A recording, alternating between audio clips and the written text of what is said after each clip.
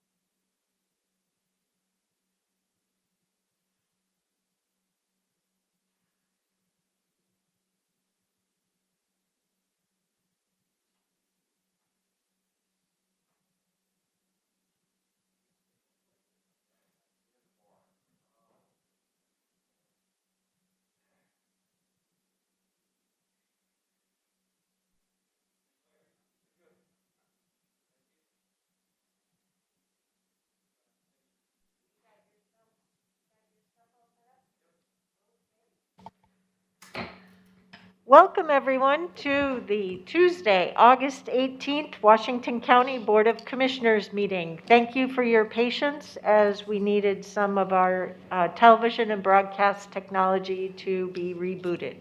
Board Clerk. Thank you, Madam Chair. The Board of County Commissioners of Washington County, also serving as the governing body of Clean Water Services and all other county services, is now meeting in regular session, August 18th, 2020. Commissioner Willie. Here. Commissioner Rogers. Here. Commissioner Treese. Here. Vice Chair Scouten. Here. Chair Harrington. Here. Thank you. The first item on our agenda is oral communication, but before I do that, I just want to give an update on some changes to our agenda from the original posted agenda. Under board and commissions, item C, the information was updated to include a matrix of the committee. On the consent agenda, item H, as in horse, the bid award memo link was added. Item R, under Health and Human Services, was added to the agenda. Item S, as in Sam, was added under Support Services. Are there any other questions on that? We went over it in work session. Okay, next we'll move on to oral communications. Mr. Board Clerk, are there any folks who've signed up? We have not received any signups, Madam Chair. Okay, I would like to highlight that we didn't have a business meeting last week, so through our constituent communication reports that our staff organizes for us, we've had over 34 emails over the last couple of weeks. The largest category of constituent emails was with regard to the COVID-19 various questions, activities, response, asking us how we're going about our work to comply with the state requirements. And as always, I would urge folks to look at the Washington County website. We have a special dedicated coronavirus response set of information, and there's just terrific information there. There was also a set of 9 emails dealing with racial justice and police accountability, and then 4 related to various land use and transportation topics, and then we have another category as well that had a variety of comments. We also, the board did receive a direct email from Mr. John Behay as well, and that has been provided for us at our table today.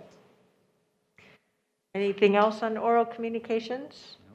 No. Okay. Next, we'll move on to the next topic, which is presentations, and to help aid in our building of public knowledge on our efforts to combat this highly contagious disease, COVID-19. We welcome our Director of Health and Human Services, Marnie Kyle. Madam Chair, consent agenda. I skipped right over the consent agenda. Madam Chair, I move for approval of the consent agenda as modified. Today's consent agenda consists of 22 items.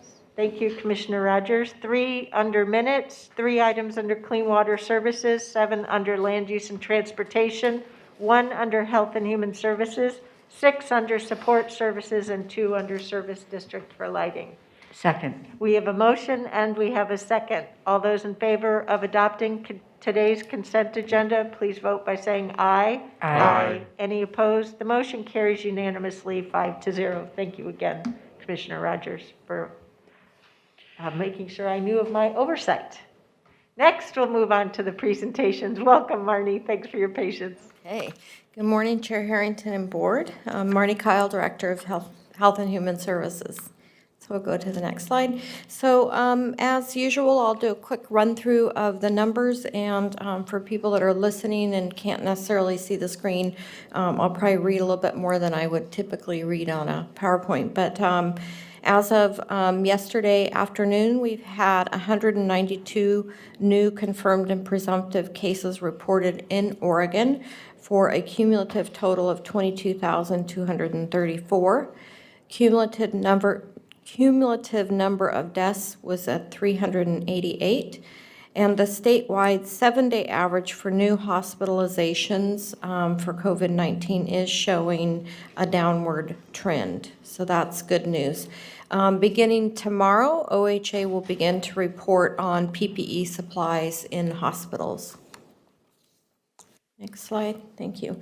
So many of you probably saw a press release or from OHA last week that showed 1% of Oregonians show evidence of COVID-19 exposure. That rate is 10 times higher than our conventional testing shows. This study was based on antibody testing. And most people are still susceptible. 1% is a small percentage of all Oregonians, which means we need to stay the course. Antibody testing is not a good test to determine if you have COVID-19, and it's unclear how long antibodies will protect someone at this point.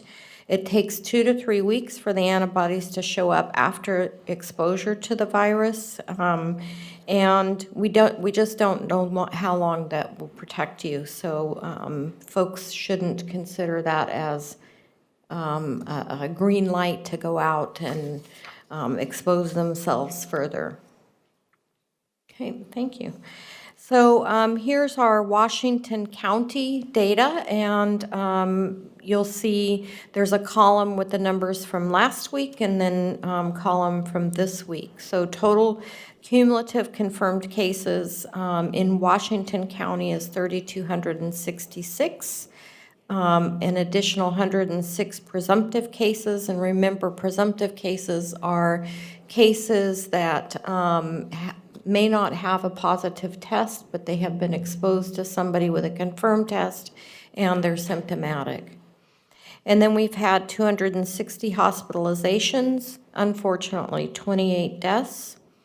And we have 17 long-term care facility outbreaks, 2 additional congregate setting, 19 other workplaces, and 8 school daycare camp type settings. Just of note, there was a large outbreak in a memory care facility that was noted in the media yesterday, and we are working with OHA and with DHS. DHS is the regulating agency at the state for memory care facilities. The facility has been very cooperative, and they're making good decisions to help help slow the spread and care for those who are ill. The facility did not evacuate, but some residents were replaced in a COVID medical facility so that they could receive appropriate care. Marty, real quick, are we blending, back to that slide you just were on? Go back one slide. There. Yes. It looks like the top is accumulative, but how do you go from 20 to 17 and 25 to 19 and 10 to 8? Those aren't cumulative. Those are those you're right weekly- to observe. Are those weekly totals? Sorry, where are you looking? Take a look down at, for instance, just The look line between total deaths and long-term care, those are below that line. They're weekly snapshots. Right, sorry. Yes, so the long-term care, the outbreaks, yes, those are the weekly counts of outbreaks that we're working on. But the top is a cumulative. But the top is cumulative numbers, yes, yes. So, yeah, that's a great point. We've been reporting it this way, but we should probably separate those just to make it clear. It's a great point.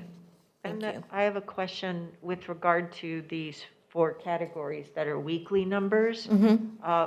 With previously, for many weeks, if there was an outbreak at a long-term care facility, then they were monitored for 2 weeks. Correct. So as we see the number going from 20 last week to 17, does that mean that some prior week ones ended that 2-week and there are only 17 remaining? Or is it a mix of 17 remaining and some new cases? So this is just to give you more of an idea of, I guess I would say, workload. Yeah. And the number of outbreaks that we're currently dealing with. So in the long-term care facility, for example, when it goes from 20 to 17, it could be that 6 went off because there were no new cases within the last 2 weeks, and 4 new ones were placed on the outbreak watch and work. So it doesn't necessarily mean that we have no new ones and 3 that just went off. So it's a mixture of those that continue to be on because they're at least 2 weeks until the last diagnosed case. So yes, it's a good point. Thank you. Appreciate the explanation. Sure. Okay, so this slide is showing you, we've been talking a little bit and had hints about are people complying, are they answering the call when public health calls to do contact tracing. We've been worried about it, and anecdotally we felt like fewer people are cooperating and answering the calls. And you can see, so we actually started to look at the data, and we have seen that there's a slight increase in those who are refusing to participate in case and contact investigation. That they're just not, we're unable to reach them, or they're not taking our calls. So we just wanted to show that. And does the state require us to have a certain completion rate? Yes, so the state requirement to move into, and that's actually on the next slide, but the state requirement to move into phase 2 would be that we have 95% or higher contact tracing completion. And we're still, you can go ahead to the next slide. So we are still meeting that. You'll see that's the one metric that we've met since the very beginning. So the other phase 2 readiness indicators that we're watching are percent of tests reported positive, and we're still at 5.4%, and that trend is ticking upward, so it's red again. The percent change in cases should be less than 5%, and we had a 20% decrease, but we are still not at that 5%. And percent of cases not linked to an existing case should be 30% or less, and you can see that's still red at 36%. And it's been hovering near that number for a number of weeks now. And then average hospitalizations per day should be going down, and we're going up. And then we just talked about the contact tracing. We're at 97%, but it is worrisome when we begin to have folks that aren't answering the calls, aren't calling us back, or when we get in touch with them, they're refusing to cooperate. Could you go back to the previous slide, please? Sure. And it's hard for me to see, the refused is the sliver that's in, there we go. Yes. In pink, okay. Yes. Yeah, it's a small number, but you can see that it has grown over time. Okay, thank you. Okay, so now we're moving into school metrics. So you'll remember that one of the metrics that OHA is using to determine if we can have in-person school is test positivity. And both the state test positivity and Washington County needs to be below 5%. And you can see over the past 3 weeks that it is above 5% both for the state as well as Washington County. So for some of the smaller rural counties, they have looked at these metrics and made some adjustments. And in our county, in the metro area, we are also in conversation with OHA to talk about what is the metric, what is the target that best fits with the metric or with the metro area. So I also just wanted to point out, I've had a question raised about false positives. In other words, a person that tested positive and then went back to their doctor and tested negative, whether it's a day or 2 days later. And I have checked in with our public health officials, the public health officer, our physician, as well as state and local experts, and they say there is no such thing as a false positive, and that if somebody tests positive even once, that we treat them as a case. And so they would be asked to isolate, and we would do case investigation and contact tracing, even if they tested negative the next day. Okay, so on to case rates. This is the other school metric. So the case rate is an incident rate over the past 7 days. So it's telling us the number of new cases diagnosed in a 7-day time period per 100,000 people in the population. These are our Washington County case rates. In order for school to reopen, you might remember that the case rate needs to be below 10,000 per 100,000. And the Tri-County leadership is, of course, worried, will we ever be able to get to this low of a case rate? Just like the concerns that we had as we moved from baseline to phase 1, and we're looking at phase 2, and we had a lot of economic concerns. We have a lot of concerns about the inability of children to return to school. It's can be detrimental to the kids and their learning and their social development, emotional development, and it's also very difficult for families who need to get back to work. And so we're having discussions with OHA leadership about these metrics, and just, does it make sense for an urban populated county to have these measures? Okay, so new school guidance. See, I leave for a week and they come out with some new school guidance. So you can see statewide, there is new school guidance exceptions. Provide in-person education for kindergarten through 3rd grade, limited in-person instruction for special groups of students, and school-wide in small districts, enrollment of less than or equal to 75 students. Specific to Washington County, school-wide remote or rural schools in larger population counties with a population of less than 30,000 and population density of less than 6 per square mile. So there are some small private schools who might meet the remote rural school designation. Our staff is working with those schools and inquiring about their interest in this.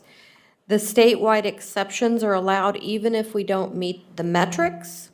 And to date, we're not sure if any of the schools are planning to do that. Go ahead. Would you explain to me the change between the first bullet under statewide and what it was previously? So what it was previously is there were different, and we're gonna go into that. There were exceptions that you had to you could meet a lower standard, like it was in between the 10 per 100,000, and I can't remember if it was 30 per 100,000, but it was higher, but it was lower than 50 per 100,000. So now they're basically saying that you can do in-person education for kindergarten through 3rd grade, or limited in-person for special populations that may need that in-person support, even if we're not meeting those metrics. Does that help? And we're going to get to those, a reminder of those metrics in a second. Just to give you an idea, we have received 10 to 15 school plans. Schools do not need to submit plans to us if they're only doing distance learning. And as you know, most of our public schools at this point are saying that they are not going to do in-person school until mid-November. So they may look at these new guidance and they may make some changes, and then they would need to submit their plans. But right now, they're not planning to do in-person until November. So a little bit more on the exception. Next slide, please. K through third grade in person. They do have to meet this. There can be no confirmed cases of COVID among staff or students in the past 14 days. The case rate of the county has to be equal to 30 cases per 100,000 in the preceding 7 days, so we have not met that metric. The test positivity in the county is less than or equal to 30. So this is a little confusing because the previous slide was remote, rural, small, schools, enrollment less than or equal to 75 students, rural populations. This is more county-wide, so the larger schools. So I'm kind of looking to make sure you're shaking your head. So it is very confusing. Exceptions for younger students, and we talked about this a little bit last week. Exceptions are for younger students because there is some research that show that they are contracting the virus less often, that they get less sick, and that they may spread it less than older students or adults. Marnie, I guess a couple of questions. One is they reduced the restrictiveness on bullet point number 2 there for 30 cases per 100,000, but they didn't reduce the 5%. And I think last week in your absence, I was questioning the validity of these metrics anyway. They're the same metrics we started with in March, and we continue on through. It would seem to me that we have much more scientific data that may at least substantiate why we have those numbers or consideration of other metrics. And so where are we on all of that? So I know that they're constantly looking at other metrics, but these metrics were developed based on looking at the literature and schools restarting in other countries. And so in the actual blueprint guidance, there's a chart that I can bring next time that shows other countries that successfully reopened in-person education. And they were actually a bit lower than this. And so this was a reasonable metric for when would it be safe to reopen in-person education. So the argument, the other argument is that we have our universities are opening in-person classroom activities. That seems to be even a larger risk. It's in the dynamics or the demographics of the 20 to 30-year-olds. Why are they being allowed to do that versus, I think the contrast would be, my focus is the K through 3 because my grandson is in kindergarten. And I really believe they do not excel very well on virtual versus in person, and also it's just a wider education gap that we're creating at a level of our children that already has a significant gap. So I guess talk to me about it. And well, we are concerned about the education gap, and in particular in that younger age group, because it's really the foundational skills that they're learning, math and reading, as well as social emotional skills. So it's a really important time frame, but we also know that kids aren't, it's easier to get 20-year-olds in a classroom setting to comply than it is to get 5 and 6 and 7-year-olds to comply with physical distancing and wearing masks and not touching things and washing their hands. So some of it is just developmental age ranges and how much they're able to comply. I think if you asked most public health professionals, we would say we don't think that the universities should have in-person classrooms unless they can assure that there's that physical distancing and people are wearing their masks, which they're working to comply with. The other thing is a lot of the universities are offering virtual learning as well.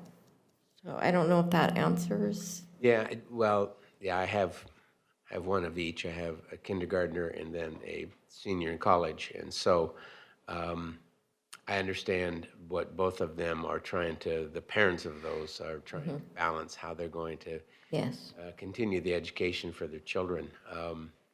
But I just, again, I want to feel more comfortable that the rules have substance to them, and we are continually monitoring if they're accurate. And I think we're in constant conversation about the metrics and the rules because part of it is because we're learning. We're learning from other countries, we're learning from our own experience, we're learning from the epidemiologic interviews that we're doing.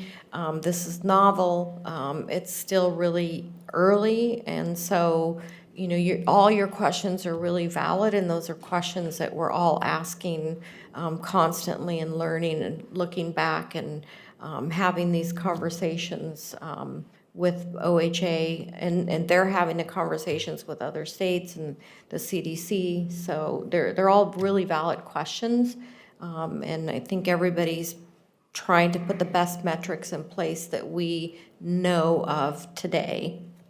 So. Okay, thank you. Thank you. I want to thank you for highlighting these latest guidelines. I have really appreciated the extent by which the Oregon Department of Education, as well as the Oregon Health Authority, have worked through different venues for presentations. We as county commissioners have had access to that through the Association of Oregon Counties, so I've sat through that, but also through our school districts. They've had some great town halls and meetings for parents or anyone from the community to get more familiar with how these guidelines were put together and the rationale behind them, as well as how to use the resources to help address our different questions and concerns, because it's a new virus, right? And we're still learning. The epidemiologists, health experts, you're all still learning, and then the rest of us are just going through the experience as well. So thank you for highlighting the various resources. So we can go to the next slide. So exceptions, these are also part of the new guidance that came out last week. Exceptions for limited in-person instruction. Again, no confirmed cases of COVID in school or students. The schools have to be in full compliance with the Ready Schools, Safe Learners, sections 1 through 3, which is the communicable disease public health section. Schools must also fully comply with comprehensive distance learning guidance that are for limited in-person instruction, which further described the cohort size, the time that students could spend together, and other metrics that the schools needed.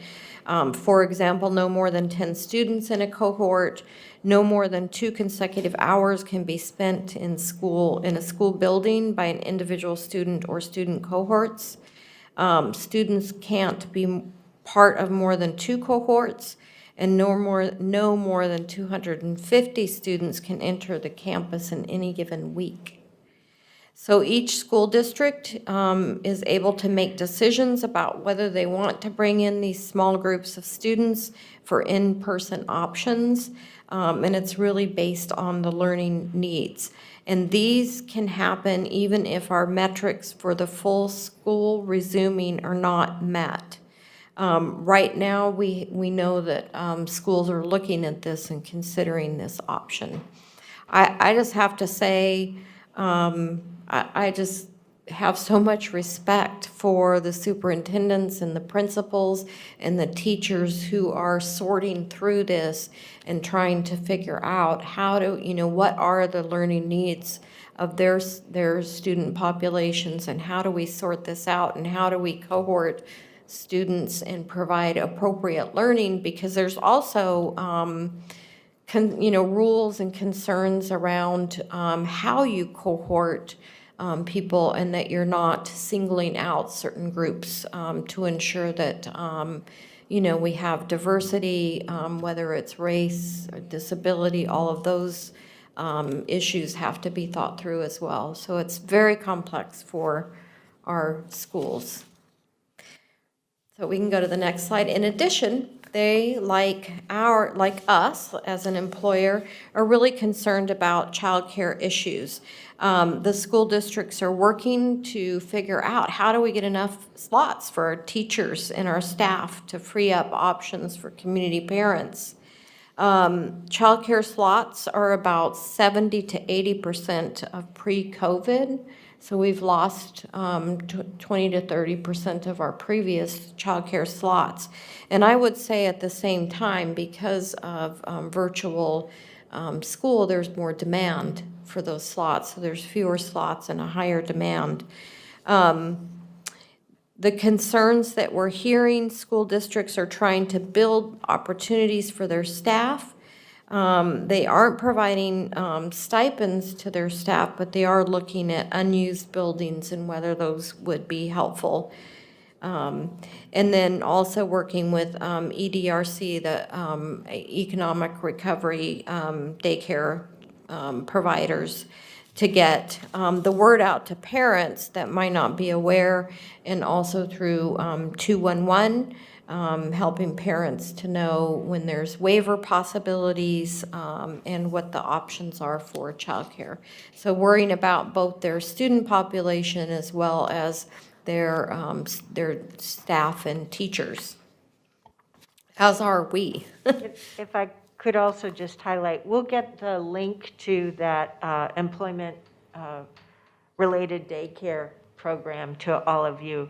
There is a sign-up period. If you sign up by October 1st, or qualifying parents sign up by October 1st, then they qualify for a delay, a 0% copay for the next 12 months. So there is a deadline out there, so the more that we can help raise awareness for that program, the better. Okay, and then the next is just a reminder, a review of the governor's watch list criteria. As you know, Multnomah County was put on the watch list. I think they're entering their third week, and to be honest, I haven't looked at their data yet, so I don't know if they'll continue to be on the watch list. But the watch list is if you have sporadic case rate of equal to or greater than 50 per 100,000. In Washington County, our sporadic case rate for the week of July 26th through August 8th was 30.6, so 30.6 per 100,000. And you also have the other criteria to get on the watch list, which we don't want to get on the watch list, is having 5 sporadic cases in the past 2 weeks or more. And we have had more than 5 sporadic cases for months, practically since this began. But we're well below the 50 per 100,000. And That is all I have, other than reminding and asking all of our residents to remember the importance. The numbers are starting to decline or level off, but we are still seeing new cases. We are still seeing new hospitalizations. So we need to stay the course. We need to make sure that we're washing our hands, that we're covering our mouth and noses, and that we're maintaining physical distance. And I'll answer any questions that you have. Commissioners, any other questions for Marty? Commissioner Scott? Pretty thorough, thank you. Thank you. And You know just where to one find question me. that, again, I'm focused on the educational side of things. The rules for Multnomah County, because they're on a watch list, are no different, though, than what you just communicated for Washington County. Is For that schools? Correct. okay? They're statewide, yes. Thank you. Thank you, Marnie. Okay, thank you. Okay, next we'll move on to proclamations. We have a very special proclamation today to proclaim August 2020 as Gulf War Awareness Month here in Washington County. I know this is very special to me as my brother is a Gulf War veteran. Commissioner Willie is our board representative to the Washington County Commission for Veterans. And we have a staff presentation and some guest speakers. So Commissioner Willie, do you want to kick it off? No, I'm going to turn it over. I have closing. Okay, terrific. Good morning. My name is Vicki Horn. I supervise the Washington County Veteran Services Office inside of Dave's Disability, Aging, and Veteran Services. I am a Marine. I served between 1989 and 1994 and a Gulf War veteran. It is my great honor and privilege to both work and introduce Jason Mee and Daniel Perrette to do our presentation about the Gulf War and the special challenges and opportunities that Gulf War veterans face. Jason and Daniel. Thank you. Good morning, Chair Harrington and Board. We are very honored, both Daniel and I, to be able to partake in this today and also to help give you a little bit more education about the last 30 years. This, for myself, has been pretty much the majority of my life. I've actually retired at 22 years, joined the military right after the Gulf War began, and I had served in the Navy, and then I went to the Army, and then retired out of the Oregon Army National Guard. I've deployed over to the Persian Gulf back in '95. I also, once again, deployed with the Army in '04 to '05, then went to the Oregon Army National Guard, went straight to Iraq from '05 to '06, and then once again served the state again from '09 to '10. And so this is near and dear to my heart, and we just want to thank all the veterans that have come today for your service and your time, and we want to recognize the families that were affected by this also. Hi, good morning. My name is Daniel Perrette. I want to say thank you very much for creating the space and the time for us to be here today and to recognize our nation's veterans, especially here in Washington County. I myself am a United States Navy veteran. I was a little knee-high to a duck when the Gulf War started, but I served from '06 to '11 as a United States Navy corpsman. Deployed twice during my time frame. First time was with the Marines to Iraq in 2008. Second time was with the Army to Kuwait in 2009. Both were in capacity for emergency medicine protocols. I served pretty much all around the United States. I've worn 3 different uniforms: Army uniform, Marine Corps uniform, Navy uniform. And now I've transitioned out of the service successfully. And here we are today trying to help other veterans do the same thing and live their lives in a healthy fashion. So with that today, we'll kick off our commemoration. Can we have the next slide, please? Jason? Or did you want me to do this one? I'll kick it off. So the Gulf War era began underneath President George H.W. Bush in August 2nd, 1990 is when the first Gulf War began. This time frame for the United States spans something of 4 generations, 5 different presidencies, 30 years, and multiple millions of generations have served during this time frame. During this time frame, we've also had some of the most diverse veteran populations. We've seen a massive amount of changes. But as we can see on this slide, we've got Gulf War veterans that are now the largest cohort of veterans. That began in 2016 is when our cohort overtook the Vietnam veterans for the amount of population that we've got now in representation. And as we can see, that is the longest running incursion of the United States. Next slide, please. I'll continue on forward. So these are some of the operations for the Gulf War era itself. We've got the beginning of the Persian Gulf War era. There was actually a few different operations during this time frame. It began with Operation Sabre, and then it continued with Operation Desert Storm, Desert Shield, and then Desert Fox underneath President Clinton. Then we saw the global war on terror begin underneath President George W. Bush, and then continue under President Obama and then President Trump to today. We have 2 operations that are still undergoing so Operation Inherent Resolve and Operation Freedom Sentinel are still ongoing to today. So those have spanned to this era. This is why we're still talking about it today. And throughout this time frame, as far as the United States goes, from the beginning of the Gulf War, the American people have lost 7,500 service members. In the post 9/11 era, we've lost 6,976 of our service members, and we have over 50,000 that are wounded in that time frame. Next slide, please. Voluntary force, decline in the military experience.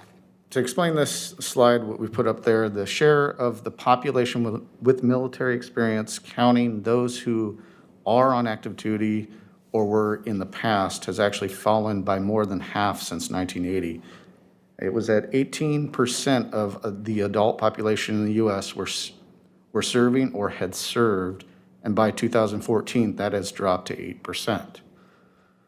Among U.S. men, the drop was even more dramatic and drastic between 1960 to 1980, where this percentage went from 45% to 37%. But what caused that? The reduction in active duty strength. We've gone from 3.1 million in 1966 during a draft era to 1.3 million today due to our voluntary forces. The voluntary forces that we have in the Gulf War today are generally people that are willing to sign up and go. And that has changed and caused a lot of new conditions and things that we deal with. This 1.3 million is only 1% of the U.S. adult population. However, the reduction and decline isn't just because of the reduction in force. Our population of veterans is dwindling.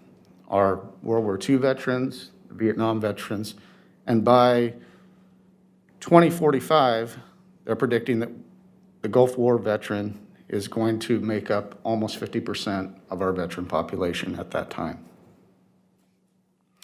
Next slide, please. What is unique about our Gulf War veterans? One, it's multiple deployments. Prior to 9/11 or prior to the Gulf War, you rarely heard of a veteran that actually got deployed more than once. After that, since then, with the reduction in force and also the increased use of the National Guard and Reserve, you're starting to see multiple deployments. It's a high percentage, 44%, have at least 2 deployments or more. The other thing that's unique about this population, or has concern or great concern for us, is the exposure to combat. More veterans now are exposed to combat more than once. They're also coming home with traumatic injuries, brain injuries, emotional injuries. They're surviving these injuries and coming home. Next slide, please. Being in the military for the 22 plus years and retiring in high leadership, I have seen quite the change in the demographics. The military has become a lot more diverse by choice. You're seeing this be pushed through diversity training from the top up, or excuse me, the top down, and that has shown and it has reflected in our veteran population. The active duty service has seen a huge increase, almost a 50% increase since 1980 in our female population, and also demographically across the board, we're starting to see those numbers even out and actually reflect our community populations.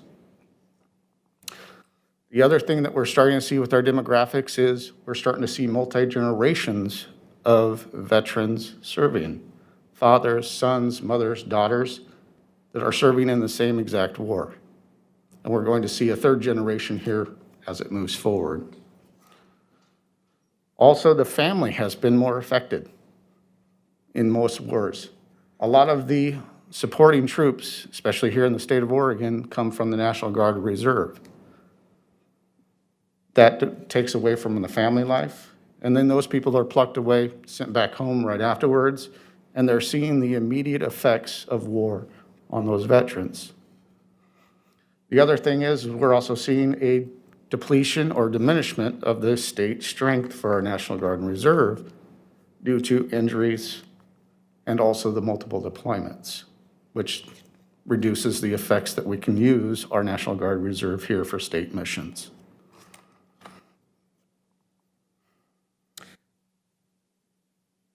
Next slide, please.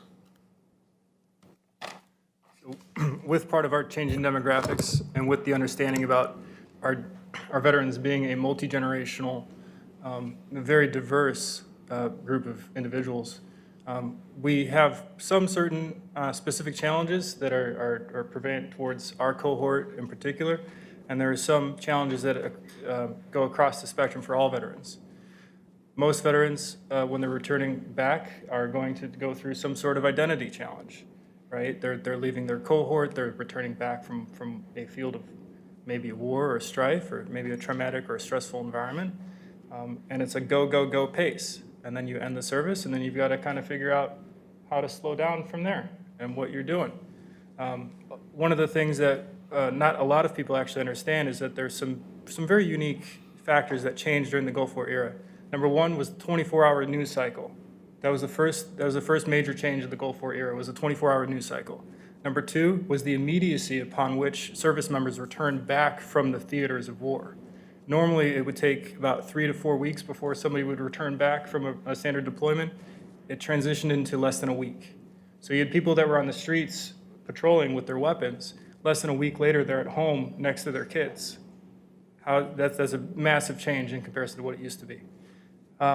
Veterans today have to not only move back home, but they have to move maybe away from home too, right? They're different people than when they left. Not only that, but when you separate from service, we are seeing that more veterans have family. They are, on average, 57% of them are married when they separate from service. That comes with a lot of added things that you have to kind of go with, along with your identity challenges. That creates some unique stressors and challenges for those individuals, especially if 1% of our population is experiencing this today.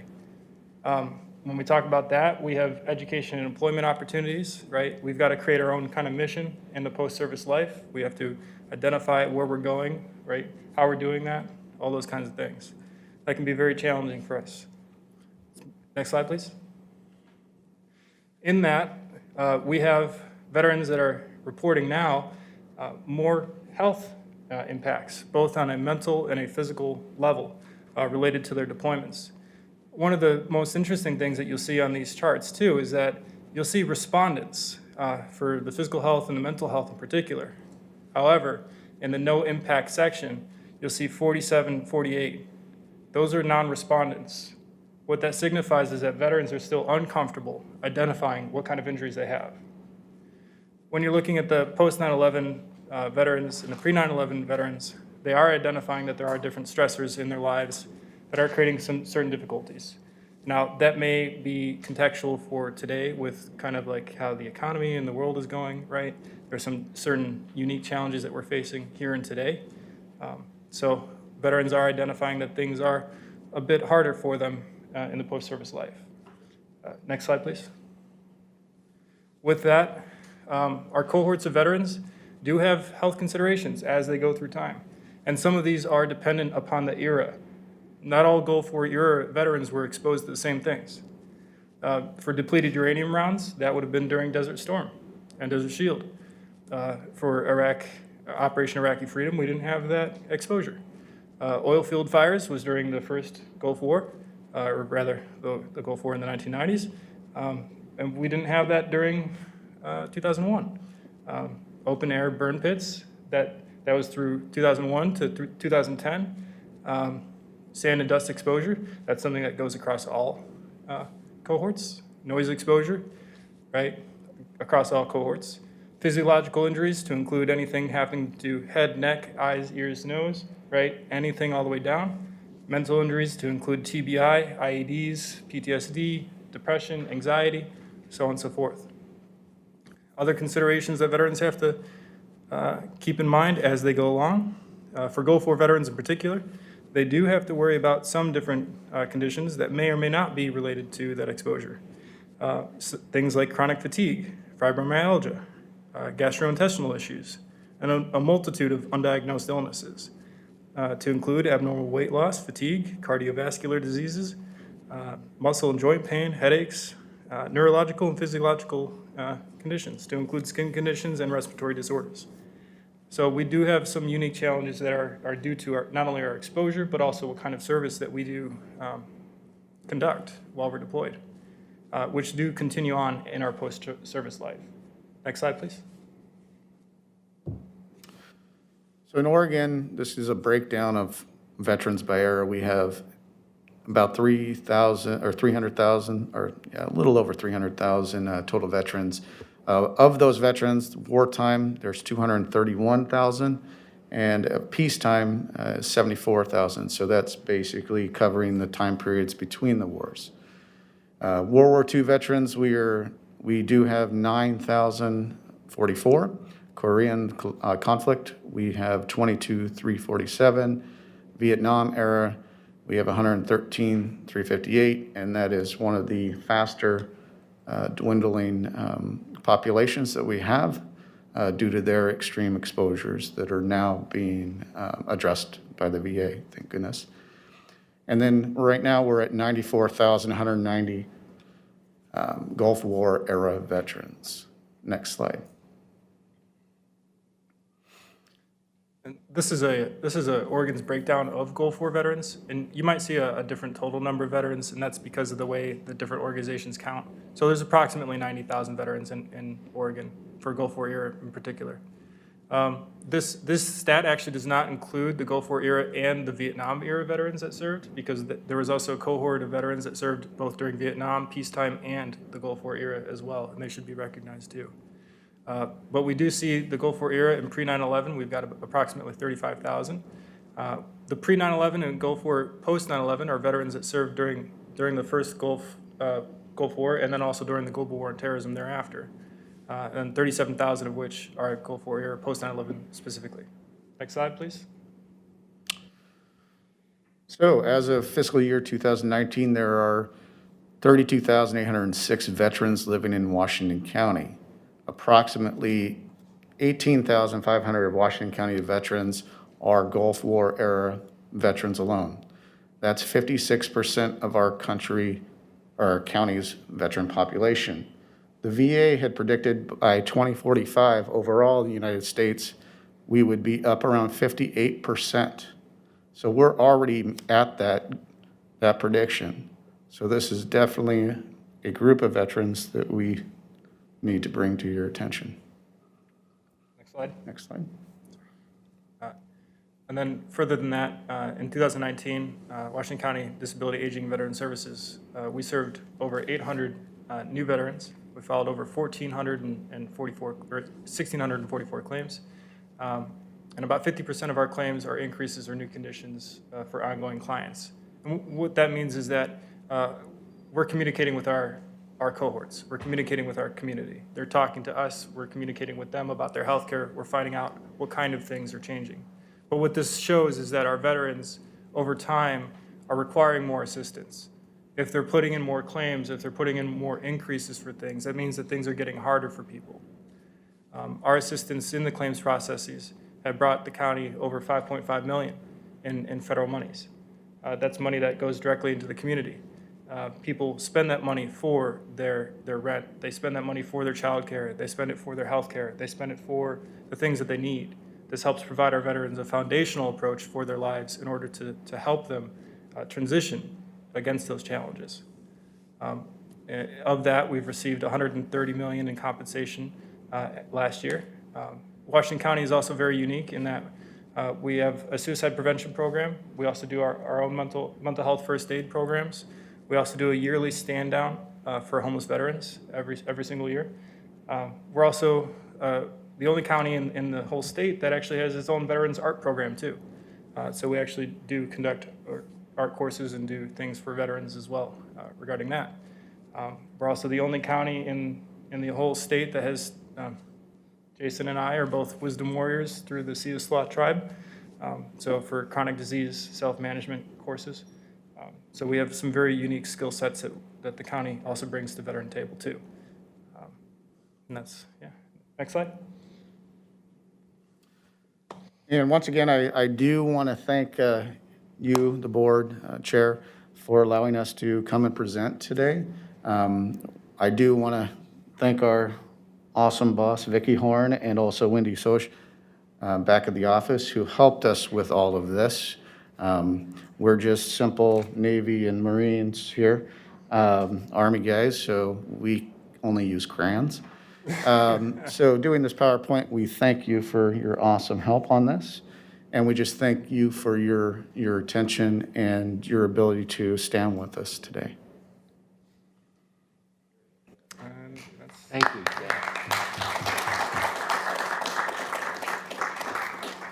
Well, thank you both for that, that presentation. Certainly a lot of information in there I was not aware of. I think one of my biggest concerns was the declining number of Vietnam vets. I'm not ready to join that group yet. So, but I do appreciate that, and overall, I just want to say go Navy, because I was Navy as well. So give Navy a shout out here. This part of our presentation today is to recognize our Washington County staff that are Go Forward vets, and we want to say thank you and show appreciation for your service to our country. It's not an easy thing, you know that, and something that we say on a regular basis, but we want to emphasize that this is a service above self, certainly service to our country. And to me, one of the interesting things is, and your graph showed it, is the decline in the number of people who are volunteering for our military.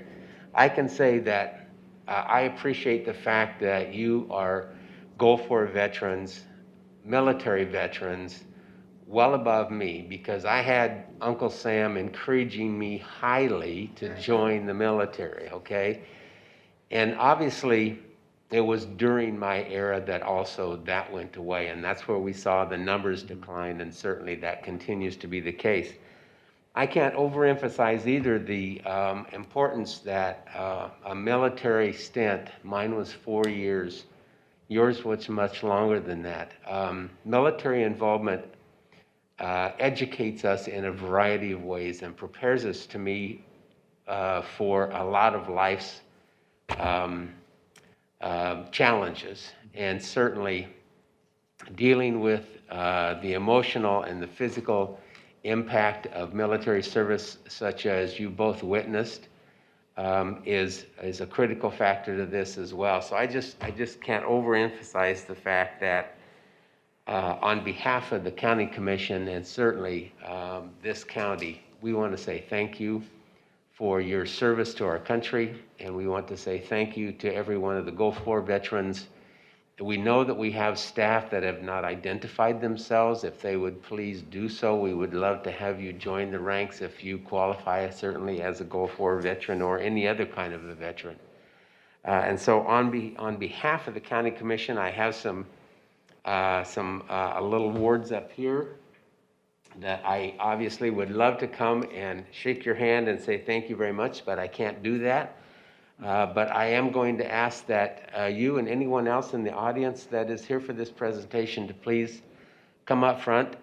The commissioners are going to join you behind our desks, and if we'd ask you to stand in front, and we'd love to have a picture and just show our appreciation. So, and I will put If these out.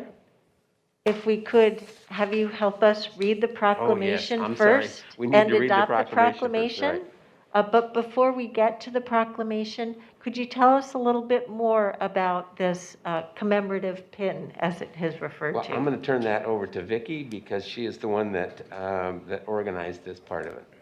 And it's, oh, I think I turned it off. Am I on or off? You're good. Okay.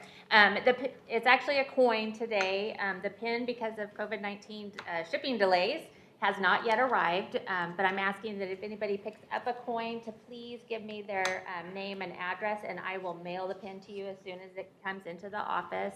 I've already had about 35 or 40 emails from other residents of Washington County asking for the pins, so please spread the word. We've ordered plenty, and I'm happy to mail them as soon as they do arrive.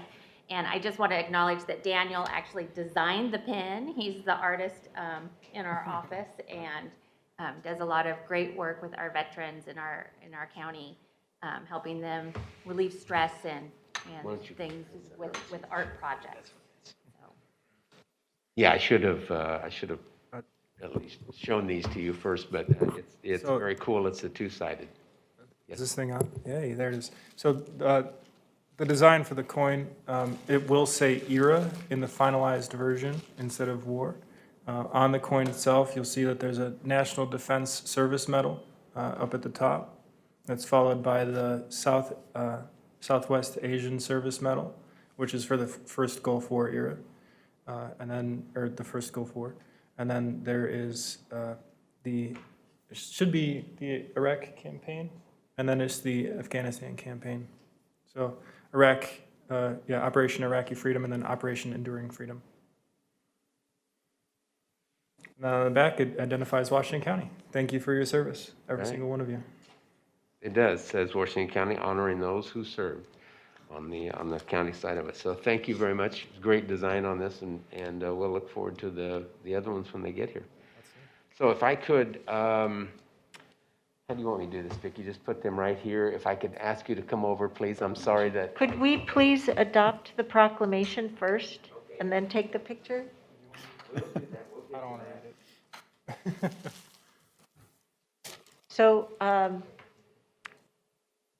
have we made any plans to have you gentlemen read it, or would you like us to read it? I can, if someone has a copy of it. I have it right here.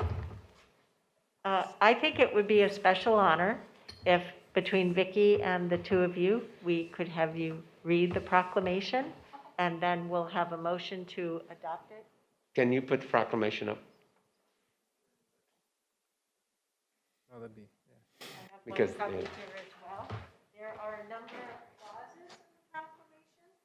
So, 2, 4, 6, 8, 9. So if between the three of you, you would like to each read a few of those, that would be great. so, And I'll go first because I'm the Marine. Okay. your point? Sorry.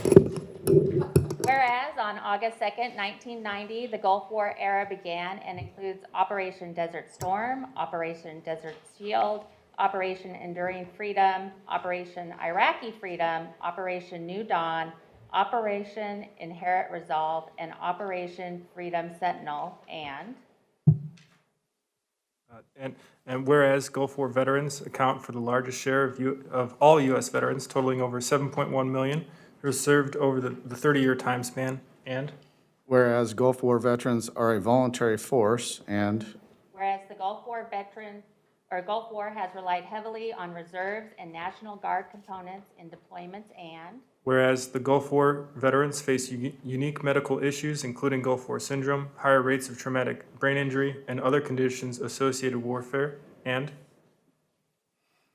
whereas over half of Washington County veterans are estimated 18,500 veterans are Gulf War veterans, and whereas Disability, Aging, and Veteran Services offers free assistance to veterans and their families in accessing benefits they may be entitled to because of their service, including representing veterans during the appeals process. In the last fiscal year, Washington County veterans received over $270 million in federal benefits that included compensation, pension, and health care.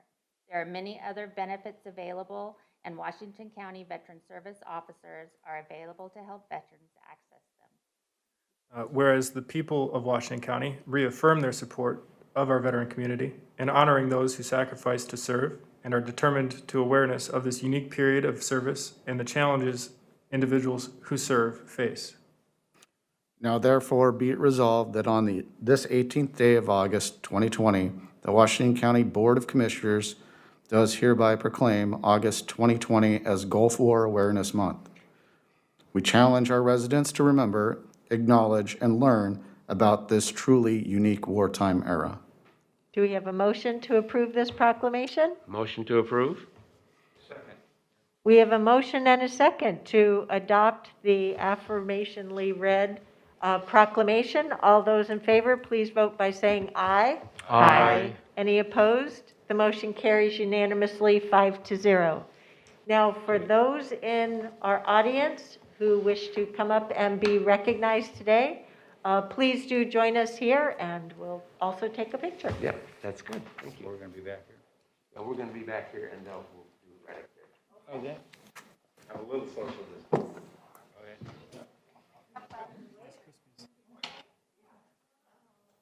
Jerry, Okay, yeah, I'll come, I'll just leave it there.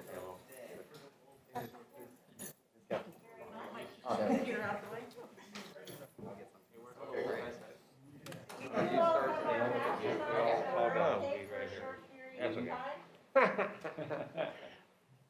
That's great. Is this going to work? I don't think this is going to work, is it? That's all right. Yeah, we can see it back there. I don't think so. I think we need to move around. This would be. Yeah, with them in front. Sorry, we're. Okay, we're gonna go with Kevin first. As we're situated. You guys want to stand? Yeah, you guys want to stand right in front? It'll be just for a moment. Can you get them all in, or should we? Yes, I can get you all in. So look at me. 1, 2, 3, and 1, 2. Okay. Do you want to go next?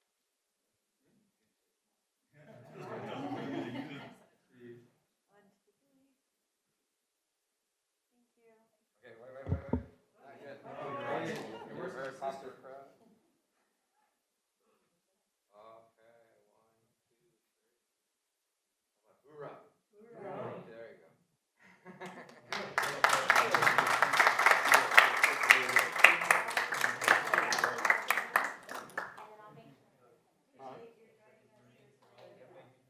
Wait, there's Marines here?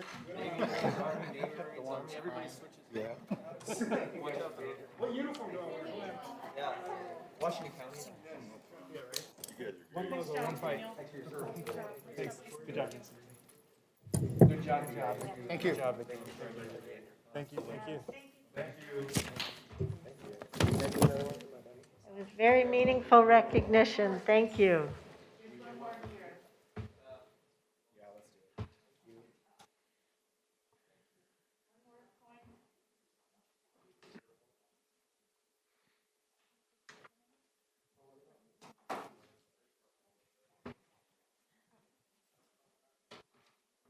Thank you, everyone.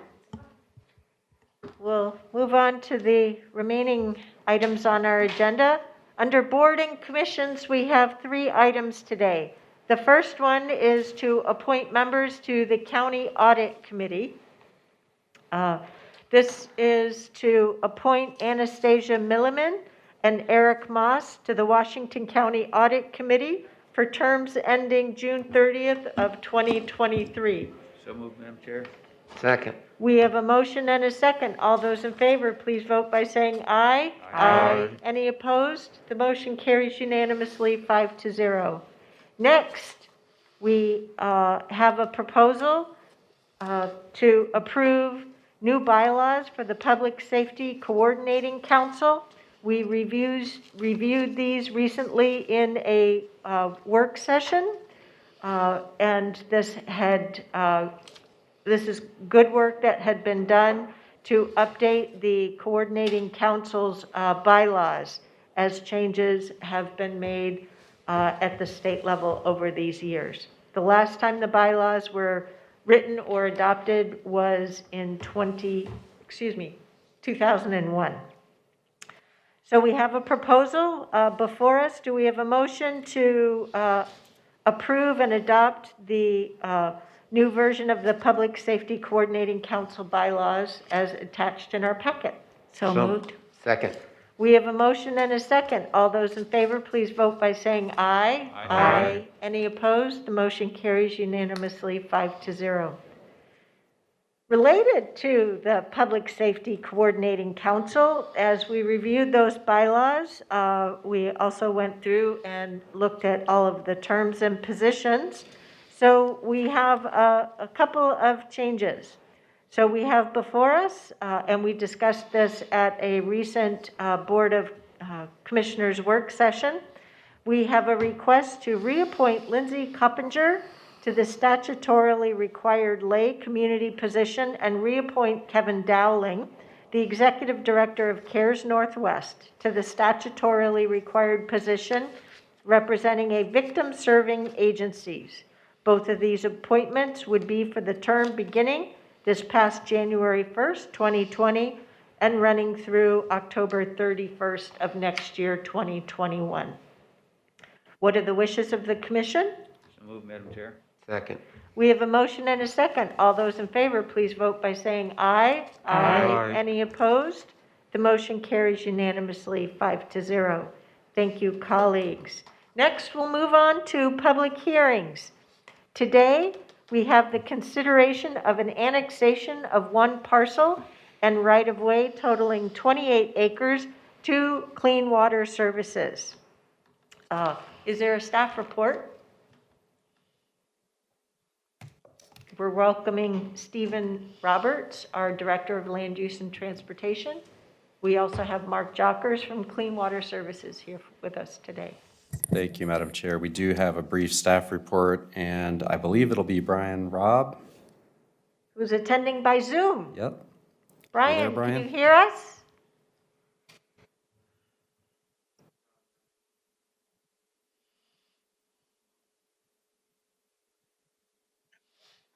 Hello, can you hear me? Yes, sir. Go right ahead. Okay, thanks. Good morning, Chair Harrington, Commissioners. I'm Brian Robb, Associate Planner with Community Planning.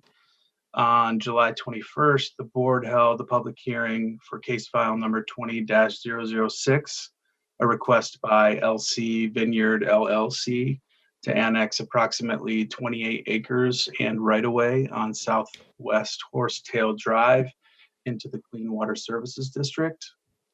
This annexation was requested by the applicant through the double majority annexation process, and that requires 2 hearings. The board scheduled the second hearing for today. At this time, we received no public testimony. Staff therefore recommends that the board adopt the resolution in order finalizing the approval of this annexation, with it becoming effective November 4th, 2020. With that, I'll conclude my staff report and can answer any questions you may have. Before we open the second public hearing, are there any commissioner questions of staff? Seeing none, I'm going to open a public hearing.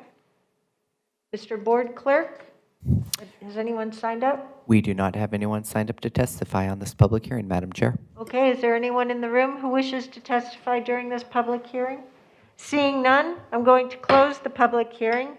What are the wishes of the board relative to the resolution in order to approve the annexation of this property? Madam Chair, I move that we adopt the resolution in order approving the annexation with the approval becoming effective November 4th, 2020, and authorize the chair to sign the resolution in order for Service District Annexation 20-006 LRP 4/BC. Second. We have a motion and a second. All those in favor, please vote by saying aye. Aye. Any opposed? The motion carries unanimously 5-0. Thank you, Commissioners. Next on our agenda are action items. We have one that unfortunately is still very familiar to us, and that is continuing our emergency declarations relative to this new coronavirus known as COVID-19. Today, we have before us an extension to the emergency resolution that would go until September 1 of 2020 under Washington County Code Chapter 8.36 to support response activities to COVID-19. Do any commissioners have any questions on this action? Mr. Rapplier, anything you'd like to add? No, Madam Chair, members of the board, we are not asking for any additional authority, just extending the date to the September 1st date. Thank you. What are the wishes of the commission? So moved. We have a motion and a second. All those in favor, please vote by saying aye. Aye. Any opposed? The motion carries unanimously 5-0. And we will continue our activities to support our community through this public health crisis. Next, we have oral communication. Is there anyone signed up today for the second oral communication? We have not received any testimony, Madam Chair. Okay. Next, we'll move on to board announcements. We have 2 items under this today. The first I will dispense with momentarily, and that is to announce that our next meeting set is Tuesday, August 25th. That's next Tuesday. We'll have a work session at 2 in the afternoon, followed by an evening board meeting. Then, my goodness, it's September already. We'll have a pair of meetings on Tuesday, September 1st, with a work session at 8:30 in the morning, a board meeting at 10. We have a roundtable with our new Chief Administrative Officer on Thursday, September 3rd. We have a work session the following Tuesday, September 8th. That's the Tuesday after the Labor Day weekend, I think, if I have my dates right. And then the following Tuesday, a set of meetings on the 15th. We will be welcoming our new County Administrative Officer, Tanya Angie, on Monday, August 24th, which brings us to today's additional item, a proclamation in support and appreciation of our interim CAO, Stephen Rhodes. Excuse me, I do that every time. It wouldn't be a meeting if I didn't confuse the 2 last names. Mr. Rhodes, could you do us the favor and join us down here at the table so that we can honor you? A Rhodes by any other name? Yes, you must. A Rhodes by any other name is still a Rhodes. Still smells as sweet. Thank you. So, thanks to the effort of multiple creative and heartfelt parties here within our 2,000 employees here at Washington County, we've crafted a proclamation of appreciation for Stephen A. Rhodes. And each one of us on the commission is going to take a couple of sections of this and read them off, and I'll start them off. A proclamation of appreciation for Stephen A. Rhodes. Whereas Stephen A. Rhodes, nearly 40 years of experience in municipal government, most of it in Oregon, and his earning of both a Bachelor of Science degree and Juris Doctorate from the University of Oregon, among many other compelling attributes, contributed to the Board of County Commissioners' decision to appoint him as interim administrator on January 6, 2020. And whereas Mr. Rhodes provided immediate guidance over the completion of 2 local option levy proposals for board consideration. One, to review a property tax measure funding 40% of the Washington County Cooperative Library Services, and a second, to replace a property tax measure funding 16% of the county's portion of the public safety system. proposals that were adopted by the board and ultimately passed by voters. And Whereas Mr. Rhodes also oversaw the completion of a process culminating in the adoption of the county's first ever equity resolution establishing a framework for ensuring that diversity, equity, and inclusion is pursued throughout the county's public service mission, including the creation of a new Office of Equity, Inclusion, and Community Engagement and staff positions, such as the county's first Chief Equity and Inclusion Officer, all dedicated to this purpose. And whereas Mr. Rhodes contributed his leadership, organizational acumen, and managerial expertise to the county's emergency response when Oregon's first confirmed case of the new coronavirus was identified in Washington County on February 28th, and continuing 26 weeks later as hundreds of county employees marshaled to staff the county's Emergency Operations Center and essential functions of the county government to ensure a coordinated response to the COVID-19 pandemic and the continuation of vital services relied upon by the entire Washington County community.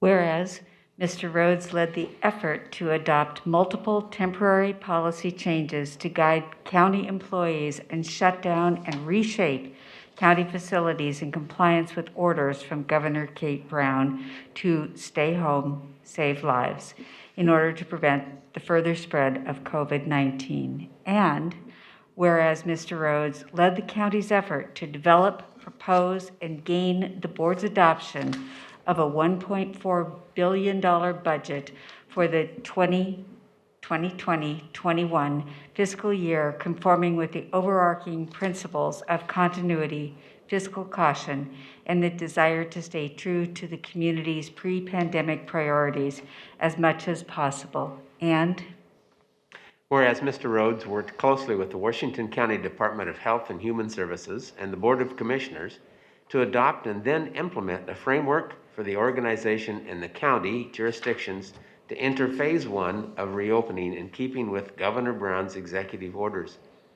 And whereas Mr. Rhodes worked closely with the Board of Commissioners, key executive staff, and others to adopt and then implement a framework for distributing $104 million in federal funds from the Coronavirus Aid, Relief, and Economic Security CARES Act, thereby relieving the county's general fund from the lion's share of response expenses, while also providing economic recovery resources with careful regard for the desperate impact of the disease within the marginalized members of Washington County community through disbursements to local public agencies, utilities, community-based organizations, and others struggling during the dramatic and ongoing economic disruptions from the pandemic. And Say it isn't so, Steve, that's all I can say.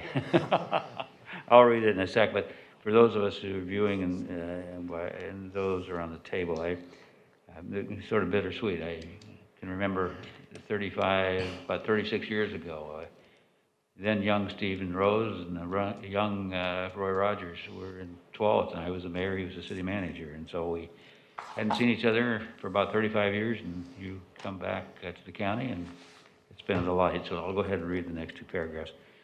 Whereas Mr. Rhodes exercised powers provided to his office by the county charter to permanently appoint directors of the Department of Assessment and Taxation and the Department of Support Services, thereby ensuring stable provision of county services for these two essential county departments. And finally, whereas Mr. Rhodes helped facilitate a national recruitment process and board appointment of a permanent county administrator to replace himself in his role. And now therefore be it resolved that on this 18th day of August 2020, the last board meeting involving his official participation, the Washington County Board of Commissioners, on behalf of the entire Washington County organization, does hereby proclaim its appreciation, admiration, and sincere gratitude for the steady leadership, careful administration, and diligent public service of Stephen A. Rhodes. What are the wishes of the commission? so moved, Madam Chair. second. There's a motion and a second. All those in favor, please vote by saying aye. Aye. Aye. Any opposed? The motion carries unanimously 5-0.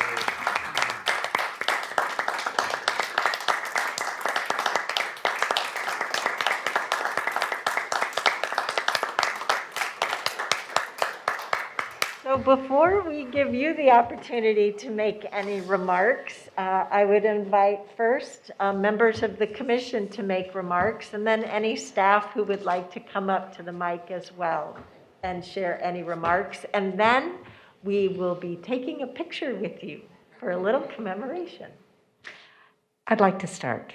And I would like to say thank you, Stephen, for everything. Somehow the term interim never fit for me. I mean, I recognize that you provided gap services, so to speak, but your heart and soul have been here since day one. And I appreciate everything that you've done for the county. But personally, I appreciate the guidance and the direction that you've provided me in many occasions. And I appreciate your experience, your wisdom, and I want to thank you for that. I also want to say it's my hope that you, as you are transitioning, you're transitioning from my interim CAO to my friend. And thank you very much. Yeah, thank you so much. I mean, it's been such a pleasure working with you, and you have performed such an important service. And what an interim that you have served for. This has been 2020 is going to go down as one of those years, like 1968 for those of us who were of a certain age. A lot's been going on. A lot's been going on in this county, and you've jumped in, and I've just been really impressed with your tact, your diplomacy, your skill, your energy, your hard work, and your professionalism, and you're really an administrator's administrator. So I just cannot say enough about what a pleasure it's been and what a tremendous service you did in such a critical time for us. So thank you so very much. Anything else, Commissioners? I've already indicated how we started our career together a long, long time ago. And on a more humorous note, Steve, I had to, I saw the name when you were applying for the job, and then it came in, and I said, I wonder if this guy is going to look anything like if he used to look. And I tell you, you did. I can only imagine you were looking at me and saying, I look nothing, because I had dark hair and much younger than I did. But you've done a great job. I knew you would, and for the rest of the board, we had planned to meet with the mayor of Tualatin, the current mayor, and county, or city administrator, have lunch and maybe reminiscence about what had happened over a 36-year span. And fortunately, it didn't work out with all the parties, but maybe someday we can do that. And my best wishes is you go back to your life in California, and I suspect that we may see you someplace online, hopefully. Thank you. Well, Steve, thank you. It has been a pleasure working with you. I've enjoyed your dry sense of humor and certainly your insights into just recommendations that you've made to me along the way, and the way you've reached out, I think, and really bridged the gap between Bob Davis and now our new CAO, and you've done an excellent job of maintaining things and keeping the ship on course. And so thank you very much for your commitment to that, and I do hope we see you in the future. Thank you. Madam Chair, if I just may add one little bit too. I've really enjoyed working with Steve. He was easily trainable. I was impressed with how much knowledge he came into this position and knowledge of Washington County as well. So it's been a real pleasure working with him, and I appreciated his steady hand at the tiller. And Chair, I'd like to also add my comments on behalf of Clean Water Services. We appreciate Steve's tremendous partnership that we've had over the last several months, and I think, as we've said before, we could have never, you could have never imagined that this is what you were stepping into, and we couldn't have been happier to have a partner like Steve working with us at Clean Water Services as well. Are there any staff members in the room who would like to contribute anything? No requirement. I'm just inviting you if you'd like. Oh, I see Sia Lindstrom,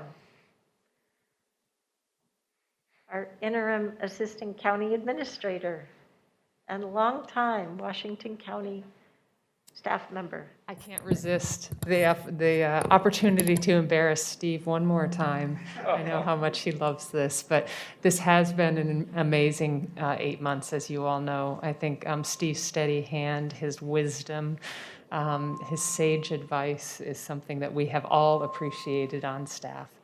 We've had our chance to say some goodbyes as well, but we do hope that Steve stays in touch with us. He has become part of our family, and we will miss him even as he goes back to his well-deserved retirement.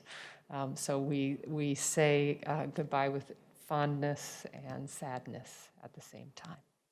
Thank you for the opportunity to say something. Well, before I turn it over to Steve and then we all get together for a last photo, with our new logoed mask for the occasion, I would just like to share that, boy, we have gotten so lucky.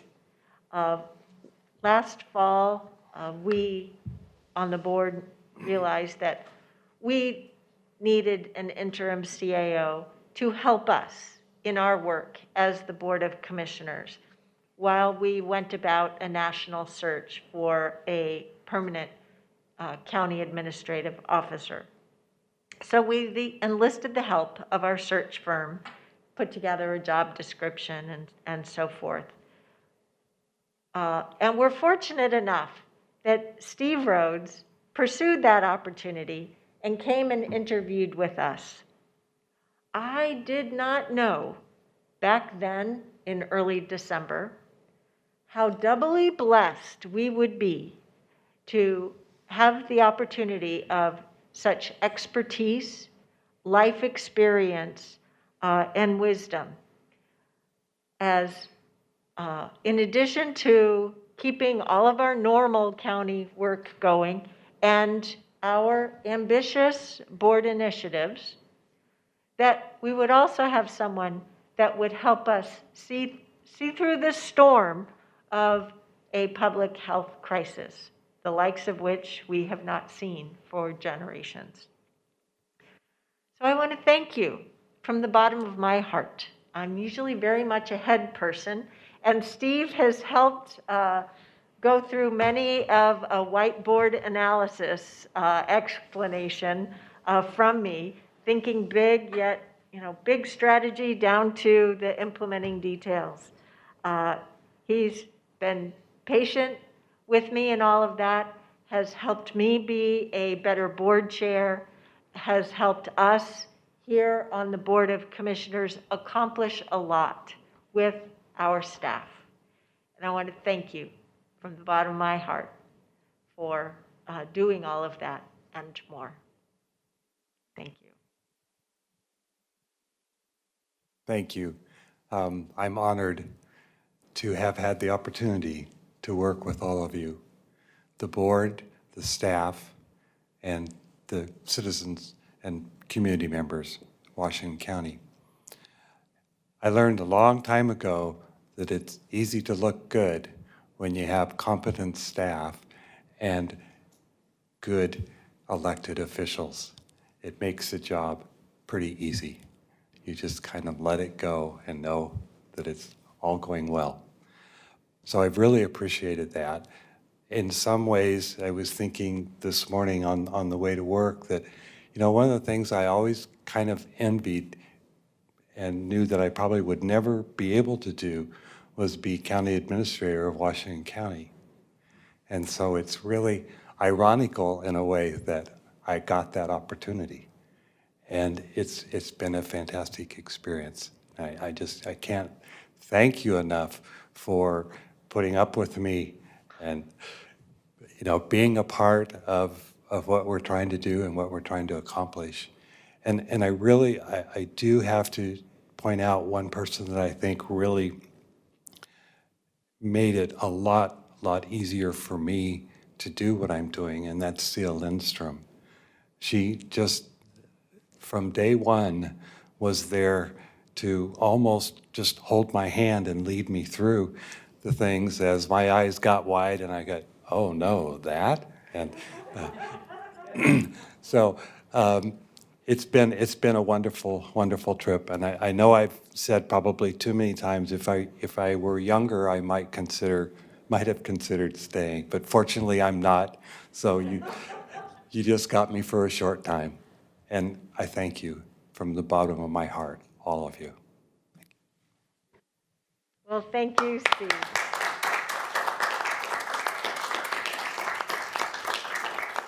And before you sit down, Steve, we would ask to capture a commemorative photo of all of us together. And we have copies of the proclamation for you as well. As you always do. I've done this once or twice. That $3 will get you a cup of coffee. Yeah, any staff members who would like to join us in this picture, please do come up and join us. We're all in this together. And what we have here are... Come on, guys, is it okay? You're all part of this. This is the 2-page proclamation that we have. So if you'd like to hold those two.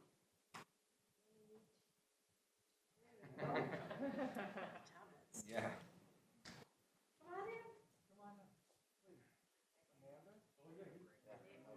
We have some tall folks if you want to get in. I'll match my good luck tomorrow.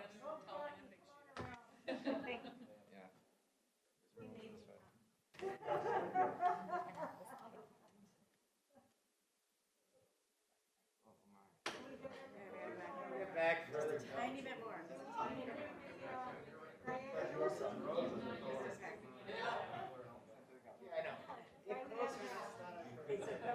Okay. Look at Philip first. Over here. Say pandemic. Oh, that's a good smile there. I can see it. All right. I'm sticking my tongue out. Make a funny face. Philip, will you come get in? Oh, okay. Here, Philip. No. Yeah. Oh, you-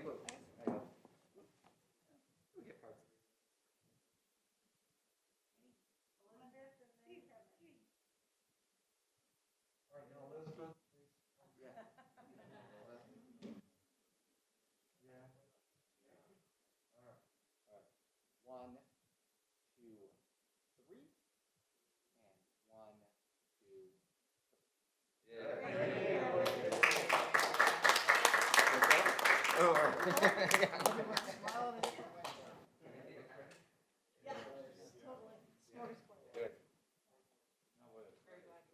Thank you, everyone, for joining us.